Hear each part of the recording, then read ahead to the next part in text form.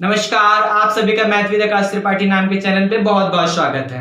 तो जिस तरीके से आप जानते हैं कि हमारा कैरेक्टरिस्टिक ऑफ ए रिंग का इंट्रोडक्शन पार्ट, एग्जांपल पार्ट काफी अच्छे से हो चुका है, उसके ऊपर एक बेस थ्योरम भी आ चुकी है। आज हम लोग उसके एक नेक्स्ट थ्योरम पे आ चुके हैं जिसका स्टेटमेंट ये कहता है कि सो डैट इच, इस वर्ड को याद रखिएगा, etch, so that each non zero element of an integral domain are regarded as a member of the additive group of R is of same order।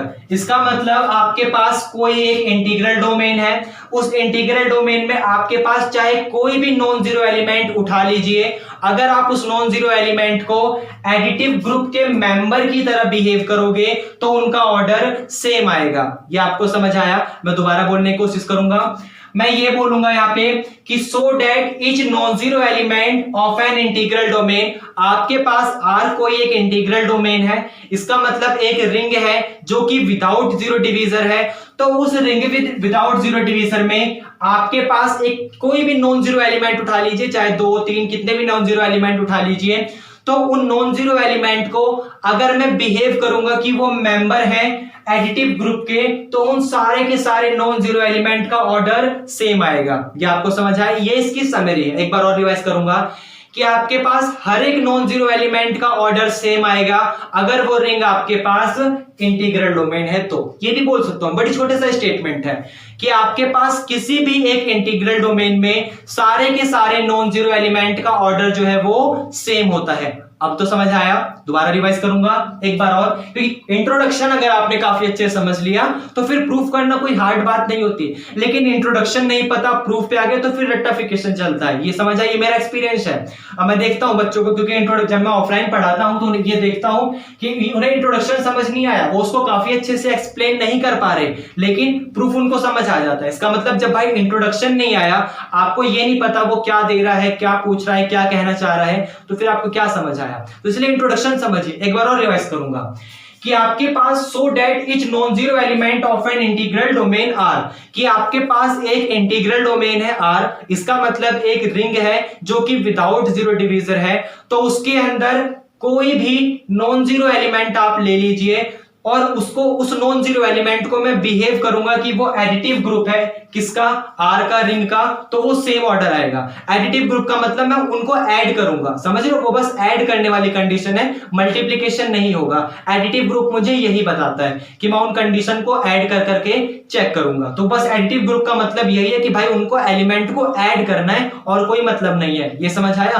और अगर आपको पता है कि उन एलिमेंट को ऐड करना है तो इस लाइन को बोलने की जरूरत नहीं है, फिर आप सिर्फ इतना बोल दो कि so that each non-zero element of an integral domain R is of same order, कि आपके पास किसी भी एक इंटीग्रल डोमेन R में जितने भी नॉन जीरो एलिमेंट होते हैं वो सारे के सारे सेम ऑर्डर के होते हैं। ये आपको समझ आया?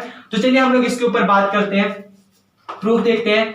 प्रूफ इस तरीके से देख सकते हैं, हमें गिवन क्या है कि R आपका एक इंटीग्रल डोमेन है, तो उसको लिख देते हैं कि given that R is an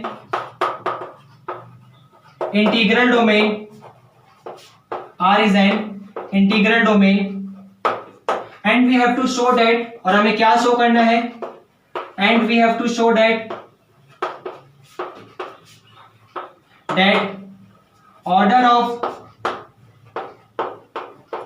any two non-zero element, order of any to बोल सकता हूं, ऑर्डर ऑफ सिर्फ एनी बोल सकता हूं, order of any non zero element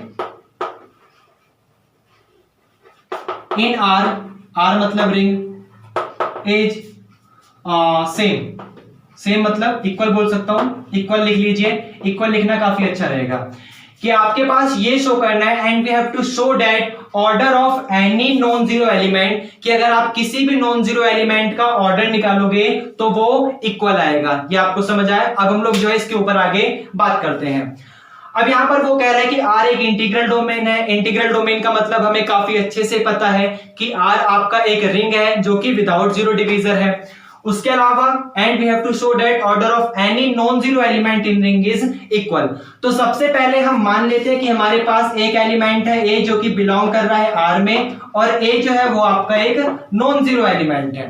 हमने मान लिया कि एक कोई एक एलिमेंट है जो कि बिलोंग कर रहा है आर में, और ए जो है वो एक नॉन जीरो एलिमेंट है, और उसका जो ऑर्डर है, जो ए का ऑर्डर है, ऑर्डर ऑफ ए, वो हमने मान लिया n है। तो हमारे पास कंडीशन आ जाएगा n dot A is equal to 0।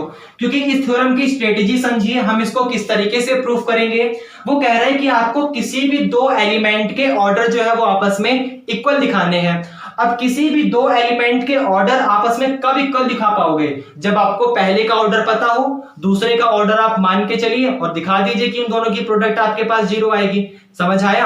आपको भाई पहले का ऑर्डर पता है कि मान लिया मैंने आपके पास कोई एक एलिमेंट है ए जो कि आर के अंदर बिलोंग कर रहा है, और उसका जो ऑर्डर है वो n है। और हम लोग क्या करेंगे कि किसी और एलिमेंट को पिक करेंगे और किसी तरीके से ये प्रूफ कर देंगे कि उसका ऑर्डर भी n है। तो हम लोग कह देंगे कि आपके पास रिंग के अंदर अगर कोई भी दो एलिमेंट ले लोगे, जनरली कोई भी दो एलिमेंट पिक कर लो तो उसका ऑर्डर सेम आएगा। ये समझ आया? तो ये इसकी स्ट्रेटेजी है। इसलिए हम लोगों ने यहां पर मान लिया कि ए जो है वो बिलोंग कर रहा है आर में और ए एक नॉन जीरो एलिमेंट है, क्योंकि स्टेटमेंट में वो काफी अच्छे से कह रहा है कि आपको नॉन जीरो एलिमेंट ही पिक करने हैं।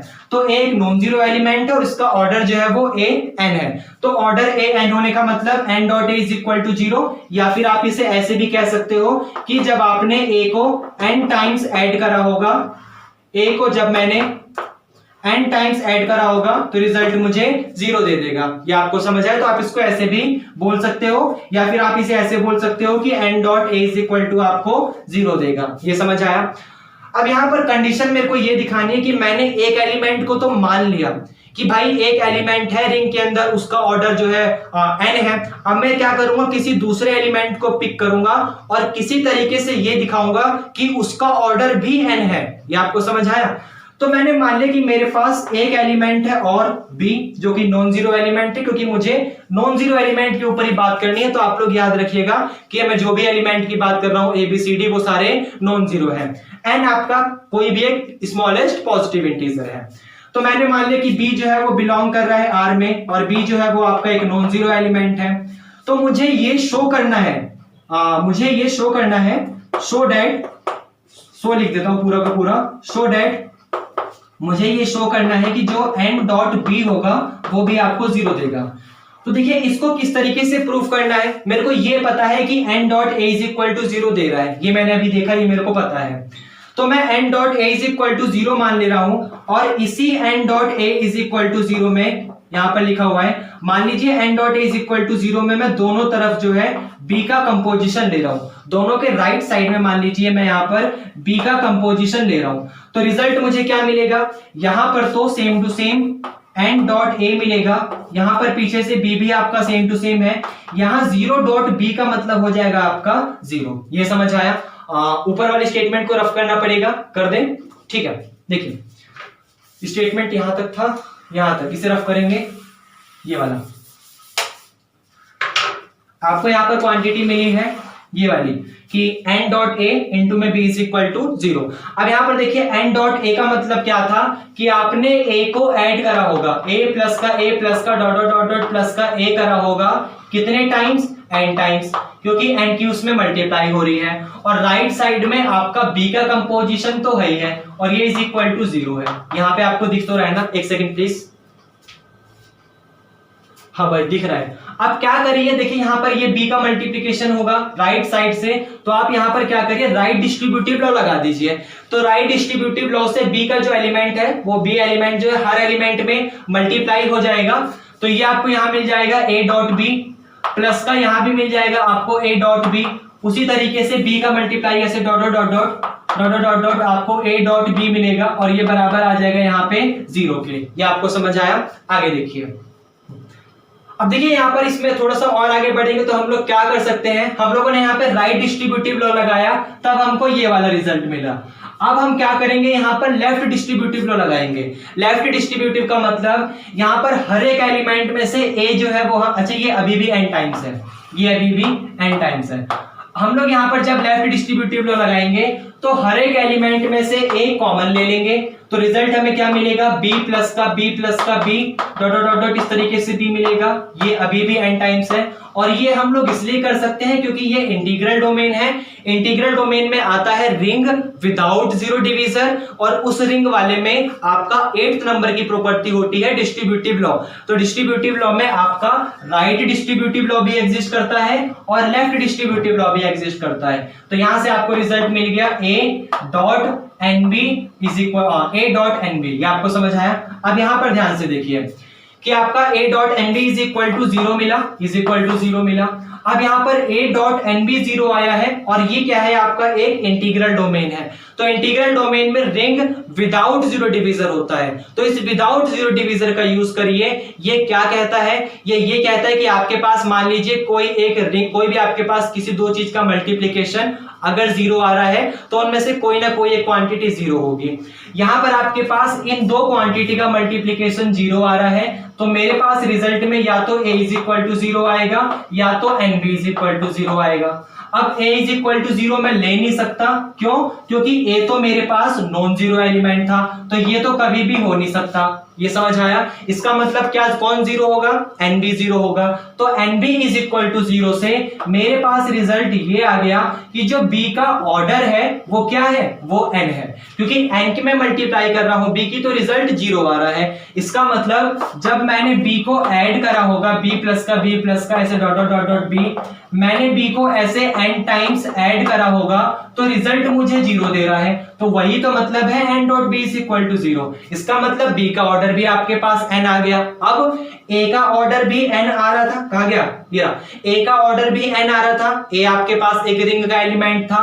b का ऑर्डर भी n आ रहा है, b आपके पास एक रिंग का एलिमेंट है। तो यहां से आप ये देख रहे हो कि आपने रिंग का कोई भी एलिमेंट पिक करा, a और b कोई भी एलिमेंट हो सकते हैं जनरली, तो उनका ऑर्डर आपका सेम आता है। ये समझ आया। तो वही सीधी सी बात है कि आपके पास मान लीजिए कोई एक रिंग है और वो इंटीग्रल डोमेन है, समझ रहे हो, वो रिंग जो है वो इंटीग्रल डोमेन है, क्योंकि सारी कंडीशन यहां इंटीग्रल डोमेन पे बेस्ड थी।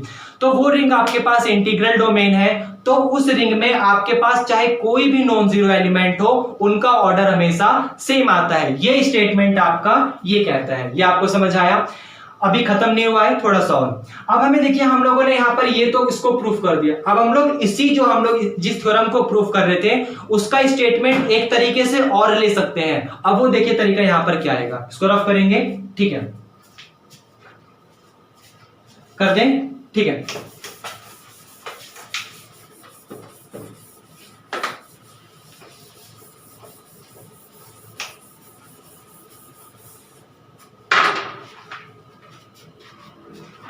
देखिए, अब जो हम लोगों ने अभी अपना थ्योरम प्रूफ करा है उसी के स्टेटमेंट को एक दूसरे तरीके से भी लिखा जा सकता है, और वो स्टेटमेंट आपका ये है कि if R is an integral domain, if R is an integral domain, then the characteristic of R is equal to the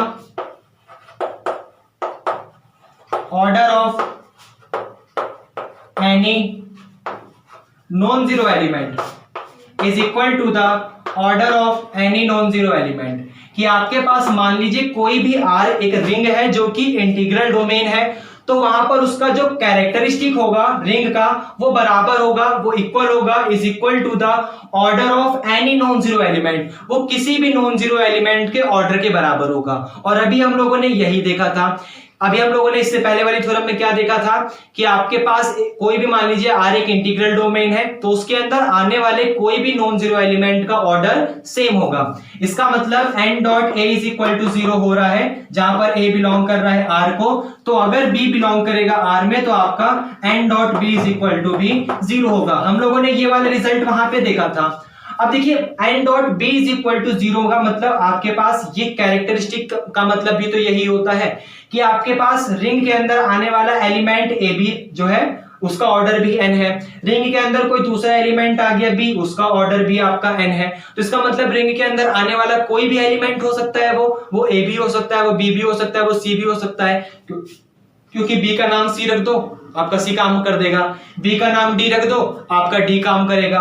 B का नाम एफ रख दो, आपका एफ काम करेगा। तो उसके अंदर आने वाले कोई भी एलिमेंट का ऑर्डर आपका एन है। इनडायरेक्टली आप ये कहना चाह रहे हो कि उस रिंग में आने वाले सभी के सभी एलिमेंट का ऑर्डर एन है। सभी के सभी एलिमेंट का ऑर्डर एन होने का मतलब कि आप उसके किसी भी एलिमेंट में मल्टीप्लाई कर दीजिए एन का, रिजल्ट आपको 0 दे देगा। और यही चीज जो अभी मैंने बोला कि आपका n dot B is equal to 0 आ रहा है, इसका मतलब रिंग के किसी भी एलिमेंट में n का मल्टीप्लाई कर दीजिए, रिजल्ट आपको 0 देगा। और यही तो मतलब कैरेक्टरिस्टिक का भी होता है। कैरेक्टरिस्टिक भी आपके पास यही कहता है कि अगर n आपके पास एक स्मॉलेस्ट पॉजिटिव इंटीजर है तो स्मॉलेस्ट पॉजिटिव इंटीजर वाली कंडीशन में आप उस स्मॉलेस्ट पॉजिटिव इंटीजर को रिंग के सभी एलिमेंट के साथ मल्टीप्लाई करोगे तो क्वांटिटी आपकी 0 आनी चाहिए। और यही तो आपका यहाँ ऑर्डर में भी आ रहा है। तो उस थ्योरम को हम लोग इस वाले स्टेटमेंट की तरह भी कह सकते हैं। ये आपको समझ आया। बाकी उस वाली थ्योरम में हमें ये प्रूफ करना था कि m जो है वो स्मॉलेस्ट पॉजिटिव इंटीजर है, तो वो आप लोग काफी अच्छे से प्रूफ कर सकते हो। कैसे? मान लोगे m छोटा है n से, तो आपका m dot b is equal to 0 आएगा, क्योंकि b का जो ऑर्डर है वो फिर m बन जाएगा। अगर b का ऑर्डर m बन जाएगा तो b भी r में बिलोंग कर रहा है, a भी r में बिलोंग कर रहा है, तो आपका m dot a is equal to b 0 आएगा। और m डॉट a कभी 0 हो नहीं सकता, क्योंकि हम मान के चले थे कि a का ऑर्डर n है और ऑर्डर में हम लोग लिस्ट पॉजिटिव इंटीजर की बात करते हैं, तो वो n जो था वो सबसे छोटा पॉजिटिव इंटीजर था। इसका मतलब उस n से छोटा कोई नंबर एग्जिस्ट नहीं कर सकता जहां पर मैं उसका a में मल्टीप्लाई करूं तो रिजल्ट 0 दे दे। लेकिन यहां पर कर रहा है, इसका मतलब जो अभी हमने लिया वो गलत लिया, तो हमारा वो वाली कंडीशन सही थी। तो ये उसका कॉन्ट्रडिक्शन छोटा सा पार्ट था। बाकी उस वाली थ्योरम को कुछ इस तरीके के स्टेटमेंट से भी करा जा सकता है। तो सामने वाला बंदा चाहे जो स्टेटमेंट दे, कंफ्यूजन नहीं होने का। इंट्रोडक्शन काफी अच्छे से आना चाहिए, मीनिंग पता है इंट्रोडक्शन में क्या पूछ रहा है, क्या समझा रहा है, क्या दिया है, सारी चीज अच्छी सी पता है तो प्रूफ हार्ड नहीं होती है। ये आपको समझ आया? फिर हम बस अपने चीजों को फॉलो करते रहते हैं और रिजल्ट हमारा आता चला जाता है। हाँ, बाकी अच्छा लगा तो सब्सक्राइब करो, चैनल को प्लीज कर दो यार, लाइक करो, फीडबैक दो, कमेंट करो, बहुत ज्यादा मोटिवेशन मिलेगा। जो खराब लगा वो फीडबैक दो, जो अच्छा लगा वो फीडबैक दो। बाकी शेयर करो चैनल को अपने फ्रेंड के साथ कि हाँ भाई कोई बीएससी पढ़ा रहा है, 11th-12th पढ़ाता है, शेयर करो। और बाकी हाँ, अच्छा लगा तो पढ़ते रहिए। चलिए ठीक है, thank you, bye, subscribe please.